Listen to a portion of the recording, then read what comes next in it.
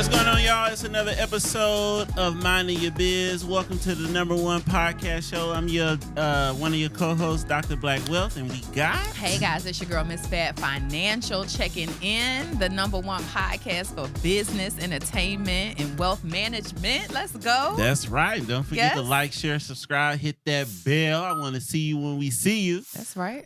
Today's opening... Listen, man, we're going to be talking about... we're going to break down the Dame Dash auction, the lessons that we're going to learn from Dame Please Dash. learn the lessons. Learn the lessons. It's going to be real cool. In addition to that, we're talking about Trump cabinet picks, Mike Tyson and Jake Paul fight, the CEO of Red Lobster, which is some new change in breaking deals, some new black-owned development, and, of course, the Dame Dash auction. So we're going to get right into it, y'all. Coming in. So first up, we got... Trump cabinet appointment, man. You know, my man been, I think, interesting time in politics. Picking and choosing. He's picking and choosing. So I guess it's an interesting time in politics where we have, you got the president-elect. Yes. We have the outgoing president. So there's a transition period, left seat, right seat, military like to call it. Yeah. Transition of power that's been going on. A lot of stuff been happening. But the thing is Trump got his cabinet and he's been... His team. Picking name. The important part about picking your cabinet is these are the leaders, the people who set the tone for these departments in our country, right? And so what they say typically is how, you know, certain departments will be ran for the next 4 years, right? And so what makes it truly kind of alarming to some is that a lot of these people don't have a lot of skill or experience in the areas in which they are nominated for. So I think that's probably the biggest issue I think some people have, and also the way that, you know, he's trying to circumvent it. I think it is just the rise of mediocre white men. I'm going to be honest. You could be mediocre and they're putting it out there and it's like, yup, be mediocre like at Dr. best. Oz? Dr. Oz. Are you mediocre? The rise of mediocre white men in celebrity. You could be I guess let's talk about some of them. And run a department. Howard Lutnick, CEO of Cantor Fitzgerald, named Commerce Secretary. Dr. Oz, Center for Medicare and Medicaid Services Administrator. Dr. Oz was a celebrity style. He almost like Dr. Phil for medicine in a sense. These people have no typically political government experience, which is not like a huge thing to me, but I do think you need to have some because you have to govern both sides and you have to get a holistic view, right? It can't just be a one-sided opinion on how you kind of look at stuff. I would want someone with a little bit more experience. I think we're used to Matt Gaetz, the Attorney General. Matt Gaetz, who is accused. And then the appointment, the office that he created. Molesting children. With Trump. I mean, not Trump, but Elon Vivek and Ramaswamy. Yep. Okay, so here's the question. So based off the people that he selected, right? I know you're saying like, hey, I wanted some people who would be more vetted. The question is like, with them not being government grown, would that not prop them to be a good outside position for the job? It's almost like him. He's an outside business owner, politician. This is how I feel. I agree to some of that extent because I do think that people who have a long history in government and politics tend to keep doing the same thing over and over again. It really doesn't kind of break the chain and really help the American people. But I think a lot of these people's views and a lot of the things that they're trying to do is way too far to the right for me. But I do agree with maybe bringing in some people who could shake things up a bit. So for the overall cabinets, I would give him, a C-. I think the people, because I do like the idea of shaking up the status quo, but a part of the overall theme of who Donald Trump is and these people are just really the rise of mediocre white men. To me, when we say, oh, it's supposed to be a meritocracy, it's about merits, and these people literally don't have the resume to be even nominated for these positions, just continues the hypocrisy of race and merits in this country. So I'm like, okay, but I'm here for all the tomfoolery because y'all voted for this. So I'm like, let's see what happens next. You know, and that's funny because I was listening to shout out to Sway in the morning. I listen to them almost every morning. But Mike Muse is on there. He was talking about it. He was like, he's kind of surprised by how people are surprised about his cabinet picks, because he was like, this is what y'all asked for in a sense, right? So, I mean, personally, I mean, maybe not personally. I don't know. I guess we just gonna have to see, right? The thing about it is from being, I worked in government, right? Not like high level or nothing like that, but from military to DOD, there are a lot of just like inefficiencies and backdated and like a lot of stuff that the civilian world is moving faster than our military world outside of weapons. For sure. And so I think I like the idea of the fact that he's trying to use outside people who might give us a different type of bird's eye view, if you will, versus those people who've been in Congress for forever. I'm for like, sure. These people are old. For sure. Congress. I was watching the hearing, they was tearing up the FEMA director. I'm like, they barely can say their name. They've been in there forever, and really a lot of stuff doesn't get done, but that's because the people, which is us, don't hold them accountable. Yeah. These people are in these positions for long term on the right and the left, and then there's no accountability. So I do agree with that, but I think Donald Trump literally hired them to be fired. I think he's a true CEO. He's a manager. He's about ultimate control. Yeah. And I think that a lot of these people won't even make it full term. I think. All right, look, one more thing before we do our grade. So I thought it was interesting about the district attorney for New York, the guy who's now in there, he's stepping down, and so now Trump has nominated Jay Clayton. I think I was kind of concerned with, or maybe it's my ignorance that I didn't know like the presidents can be picking the attorney general for the state. For sure. And so, interesting, especially because his case and all that stuff that's going on. That's pretty. I mean, it's a banana republic for real. It's like it's like. Listen, you got me. Just go, okay. So I'm going to throw it up to you. What's your overall grade of his cabinet picks? What you thinking? A, B, C, D, F? Listen. What you thinking? It's hard because I like the idea of breaking with the government establishment. Mm-hmm. I am a fan of that. Mm-hmm. However, the people is... I'm like a C-. I agree, but the people are like... You just don't know. Well, you don't know till you don't know. I think I'm gonna give it a B, right? So it's optimistic. I think we might be moving in a direction. I guess we'll have to see. I think the thing about it is change is like something that's all hard from a lot of people. Just the Department of Education. We're going to get what the Department of Education. But preferably, they can't do no worse than what's been happening. So, they can. They can. All right, look, in other news, as we move on, man, listen, the sports is going crazy with this Mike Tyson and Jake Paul fight, right? Which happened the other night, being streamed live on the number one streaming platform, which is Netflix. Yeah. The fight took place November 16th. What you think about this fight? First of all, why should Mike Tyson be fighting at his age? Okay, so I'm gonna give Netflix a grade, and I'm gonna give the business opportunity a grade. I know, team. I know production is giving me the side out, all these grades. We about to get fired. Okay, for Double grade shawty. Netflix going into live streaming events, I gave them a B+. I think you have to innovate as a company. You have to keep trying and doing new things. You can't stay stagnant. So I think this is an opportunity for Netflix to do more live events. Yeah. Is the first one going to be perfect? No, or we would have never, there was an iPhone 1. So it's the first one. I think hopefully they've learned a lot about the capacity and the buffering. But I think kudos to them, B+ for Netflix trying to go into a different arena, right, for business. I think for Mike Tyson, I think, great. I don't know. I'm gonna give him a C. He had to get. I'm sure he got paid. I don't know what the payday out for was, but business is business. I mean, he needed the money. Mike. Was it necessary, Mike? Yeah, it probably was knowing Mike. Was it necessary? I'm gonna give it a C. The overall thing, like I think it's probably great for sports. I mean, it probably got. I think what it said did 40 was million.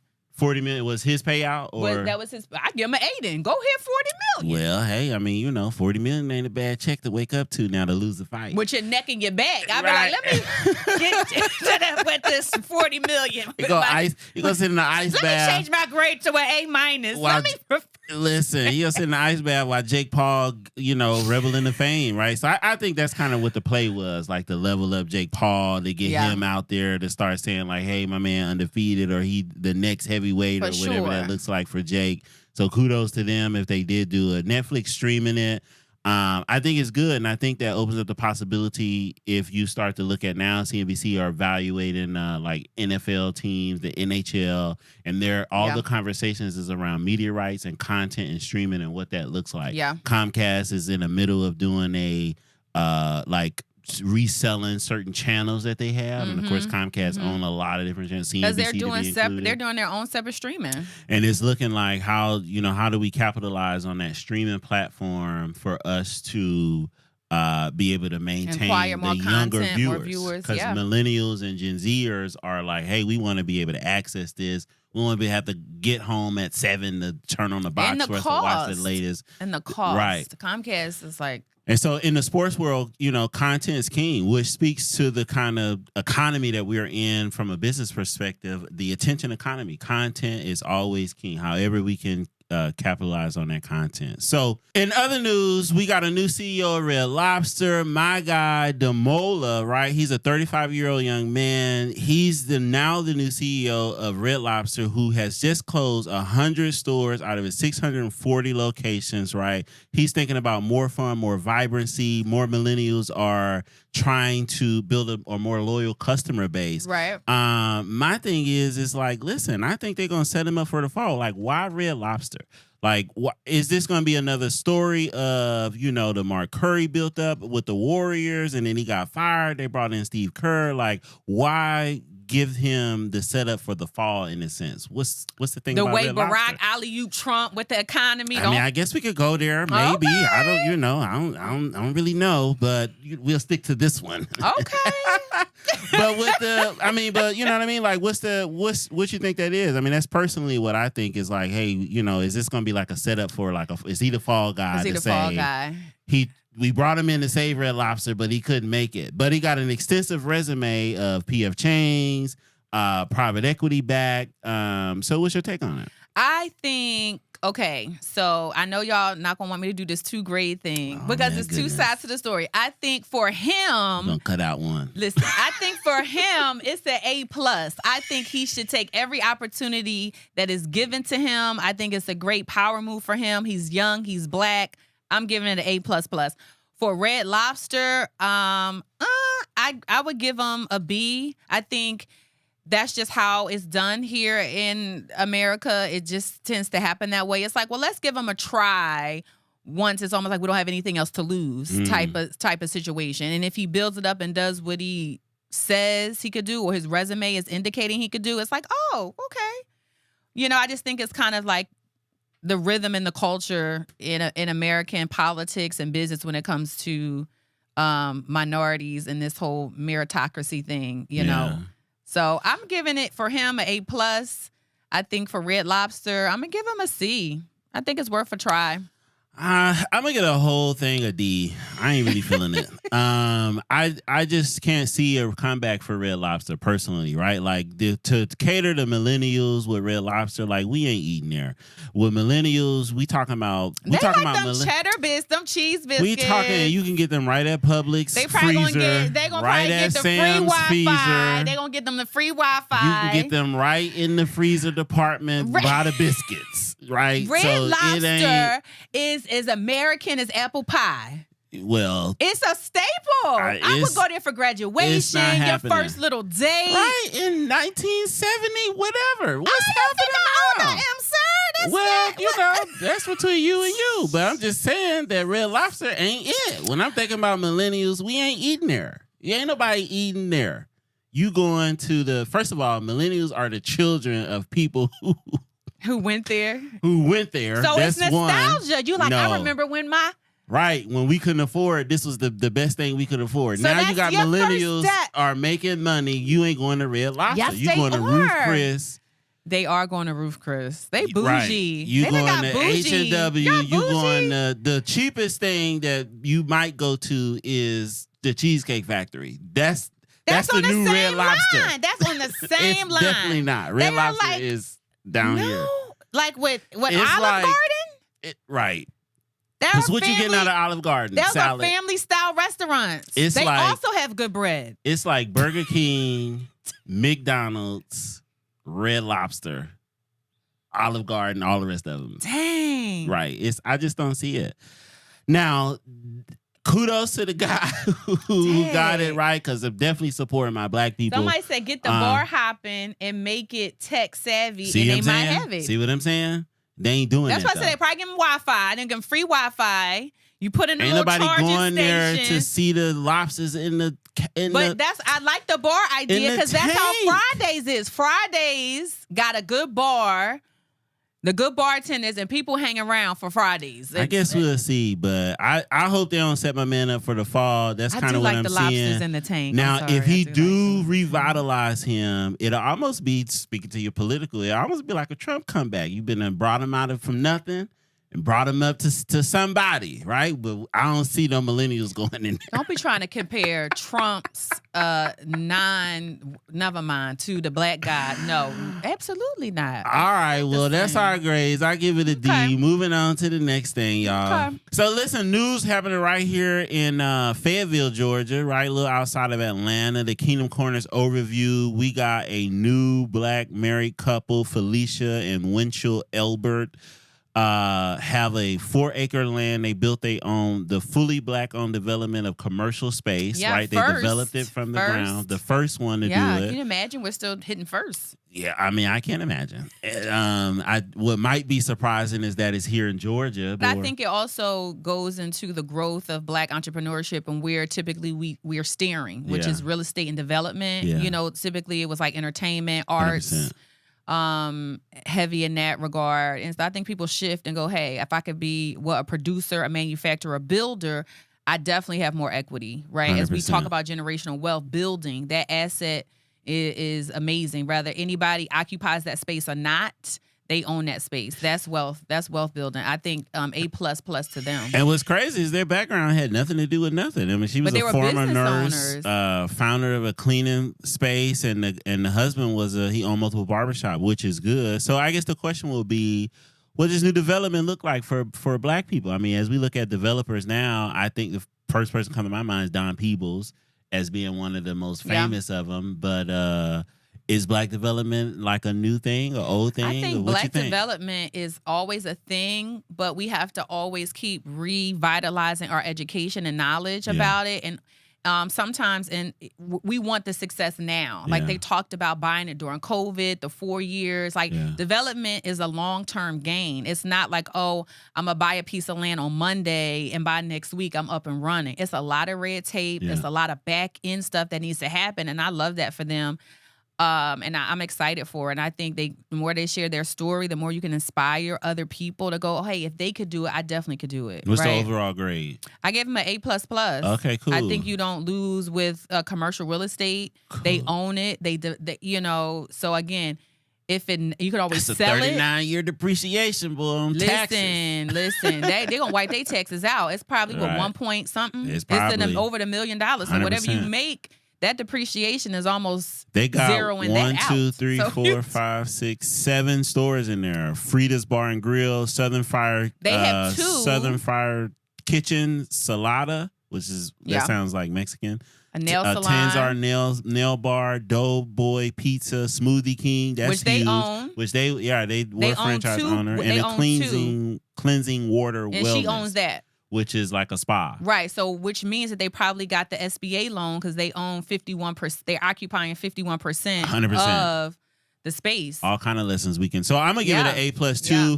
I love the idea. I love the fact that they're a married couple. I love that they building and development. They're thinking expansion, growth, scale, which is what we should always be thinking, right? This is honing financial freedom. Y'all shout us out. Put us in the comments though.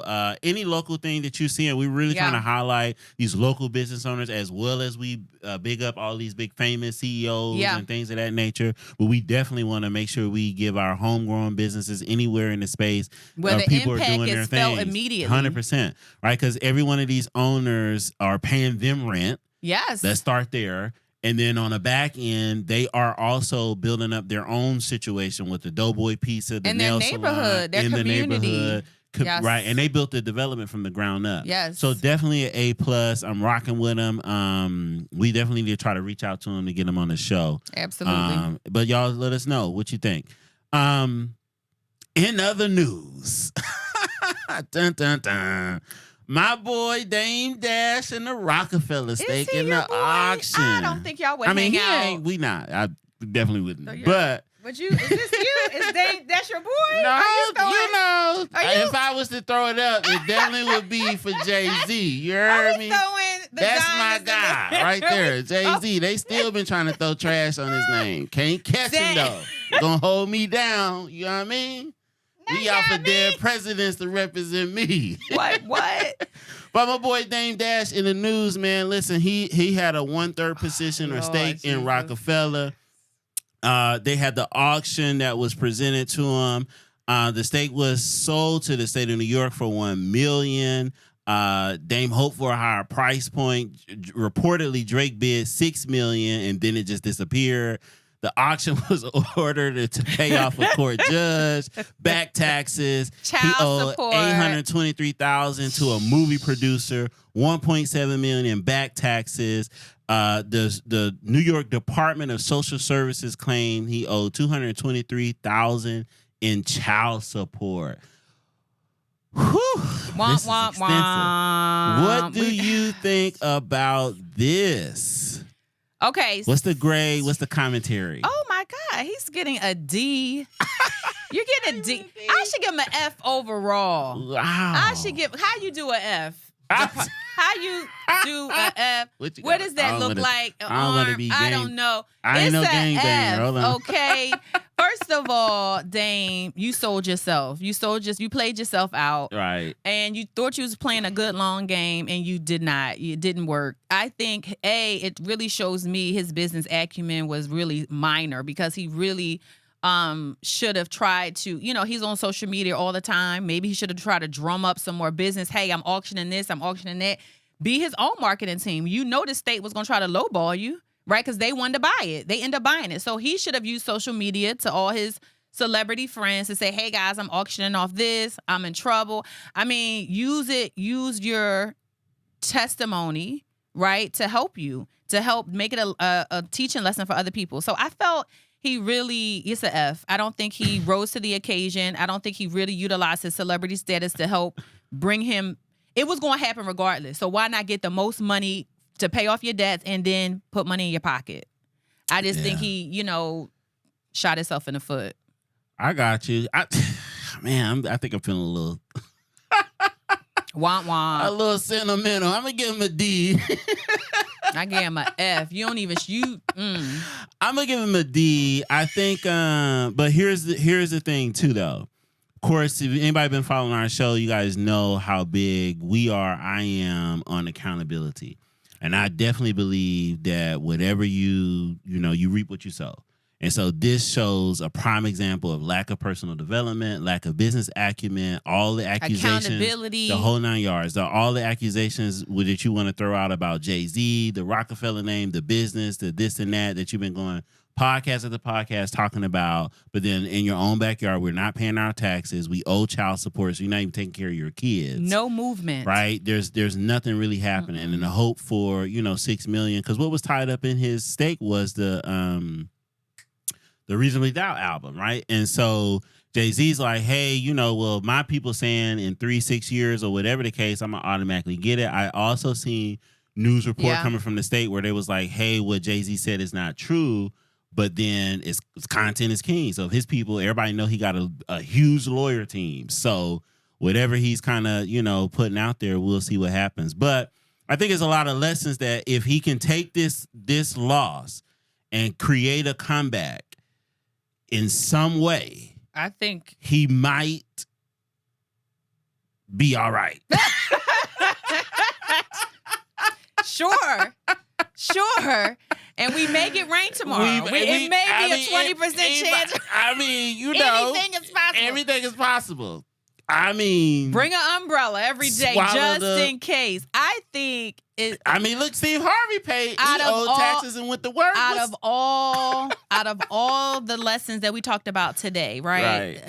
Especially with Red Lobster, the CEO, it's about relationships, and I think he really squandered his relationship with Jay-Z. I think he underestimated him as a man, as a business person, and he didn't leverage that relationship accurately at all. And I think sometimes in our community, we get full of ego and pride, and we end up really canceling ourselves out because that should not have been a relationship he can't leverage today. Yeah.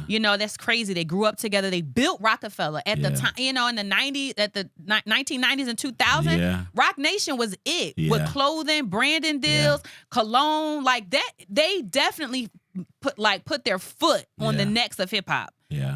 And I think he really kind of squandered that relationship, not thinking about modernization moving forward, keeping himself relevant. I think always talking about what happened yesterday, how he was hurt, really just shows where his mindset is and was. And so I'm sticking on my F, sir. Well, I ain't gonna give him a new grade, but I guess we'll see what the development look like.